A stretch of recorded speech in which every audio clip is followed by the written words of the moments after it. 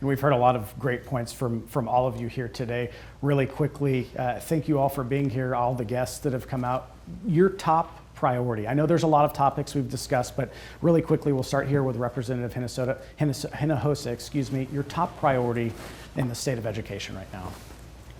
My top priority is to fully fund our schools, and in particular, let's fully fund one of our most vulnerable populations, our kids who receive a special education. We know this is the most underfunded portion of our public education system, to the tune of $2.3 billion a year that the TEA has said. We are underfunding our special education program. We are losing kids because we are not properly funding their education. Christella. My priorities are also safety and funding, but they go in hand. You can't talk about one without the other. Would I like a pay raise? Definitely. But if you're not funding my school, then that's not going to happen either. And you know, when you treat teachers with respect, because that's a big one, and that hasn't really been mentioned here.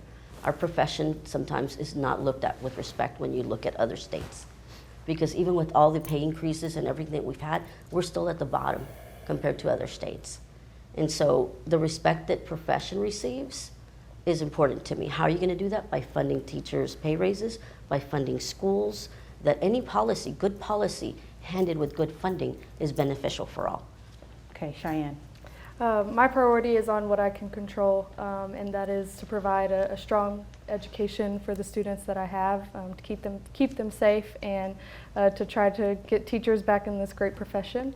And my hope is that with that, our kids will continue to be successful. I have a lot of faith in public education, and I'll continue to advocate for that. Representative Harrison. I firmly believe it is a moral imperative to allow every child, every student in the state of Texas to get a quality education. So when we're dealing with our public school system, it's of paramount importance to me that we force these school administrators and the districts to finally make teachers their top priority. That's not happening today. That's got to change. And then we have got to empower every parent, every family in the state of Texas with education freedom so that every child can get the education that they deserve. Education freedom is a win for the school districts. Public schools improve. It's a win for the teachers. They make more money. It's a win for the parents because they're in charge, and it's a win for the students because everywhere it's been tried, school educational outcomes improve. Dr. Killian. Teachers and staff. I think that we've forgotten about them. I think your topic, when you brought up that fact that this wasn't the forum that you thought it was going to be, because it went political. I think that the problem right now is that we have politicians, we don't have statesmen. And we need answers from statesmen that'll work together. Mandy.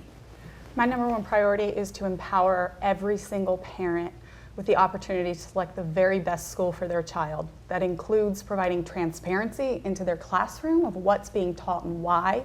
It includes providing a high quality education.